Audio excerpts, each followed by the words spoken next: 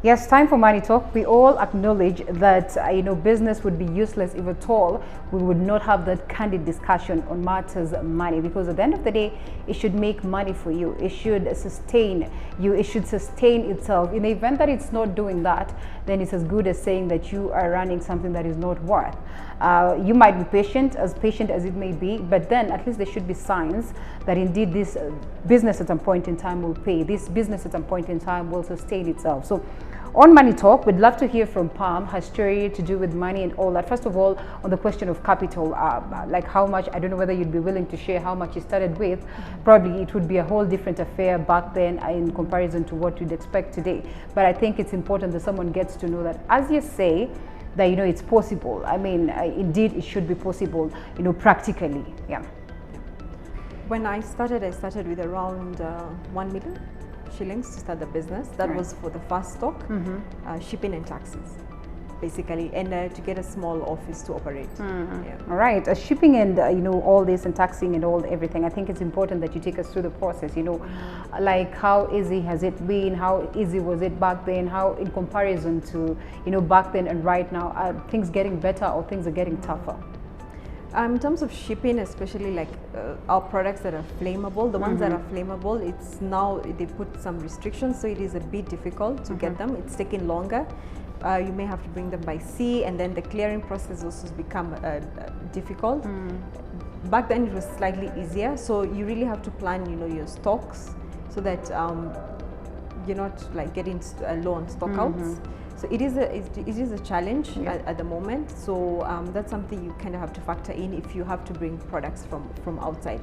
So you have to manage your expectations basically. So you allow yourself enough time to receive your products. Right. Okay, but if at all we had to compare manufacturing and and importing, which one would be wise in terms of investments, in terms of just balancing the papers? I know people who manufacture and they say they would advise to continue. Like for me, I ship, I don't manufacture. Only very few products we manufacture.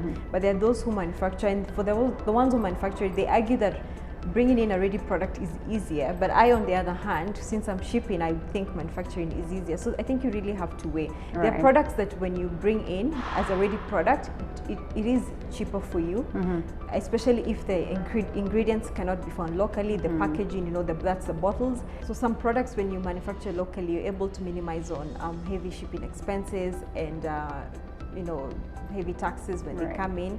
So it really depends on the product. But I would advise, if it's a product that you can make locally, then I think it's better to make it locally. Okay, well, looking at how we've had shifts, on the currency and all that, and the differences when we are actually sort of dealing with different currencies and all that. I mean, how has it been like for you, and how is it for you to balance every other time there's that shift? Sometimes the shilling is up there, shilling is low there. So just balancing all this.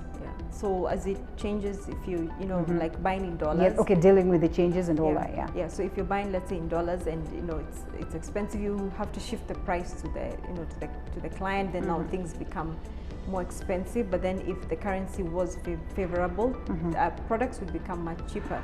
So then we are forced to go with the current trend and the currency, and that's why also. At times when you have products that are local and you can control your pricing, then it is a factor. But yeah, those are one of the challenges that we have to go through. Have they in a way sort of, or has this in a way come in to just destabilize the habits of the people on how they get to consume your products?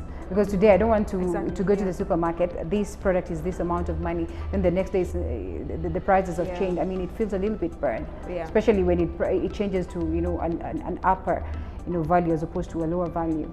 We've had to increase the prices actually as we've gone on, and that is because of those factors, shipping and the change in the dollar and all this. But there's no choice we have, because then at the end of the day we also have to make a profit, or else it doesn't make sense then to bring in the product. What's the government doing towards trying to deal with some of these issues? Especially, I mean, after all those complaints that we had the other day, cosmetic industry coming out to bash the KPA, saying that you're making shipping a little bit more expensive, and as expected, the taxing and all that. So do you sort of feel like the government has done enough to address this? I think the government should make it favorable. Right now, it isn't as favorable. So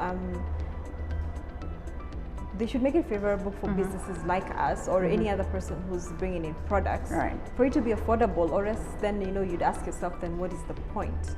And at the end of the day, the consumers need this product. The clients, the beauticians who are sitting at home, they need to have these products for them to consume. So they shouldn't make it as difficult and as challenging and long delays and all the procedures. It really is going to discourage a lot of people who want to get into the business to bring in the products. I've seen some people close shop because of the logistics of trying to bring in things and long delays and all this. So there's still a lot the government can do, and just to make it as simple, to simplify the process as much as possible.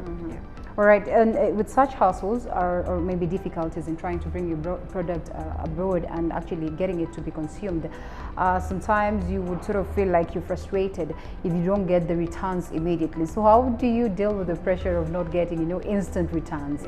I think that's where, as an entrepreneur, you just have to open your mind and you think, okay, if I have product A that is taking 3 months to come, what else can I be doing in the meantime? And that's why we have to diversify to other products as opposed to just sitting waiting for one product. When we started, we had one product, but we've gone adding different products. So that way, if I don't have product A to sell, I have product B, C, D, E, F that is bringing revenue. And then also, in business, the frustrations are normal, but you're not just going to get frustrated and give up. So you just have to find a way to manage and to plan yourself properly, such that I know if shipping is taking this amount of months, that I have some stock that is holding me for this month. All right. One money advice as we get to wind up on Money Talk. Any that you use constantly and you know that this one works for me. I would say minimize your expenses as much as possible. Don't just spend for the sake of spending, and then be realistic in your growth as a business. So you don't want to put in so much money and then you burn your fingers, then you're in debt. So really plan how to spend your money.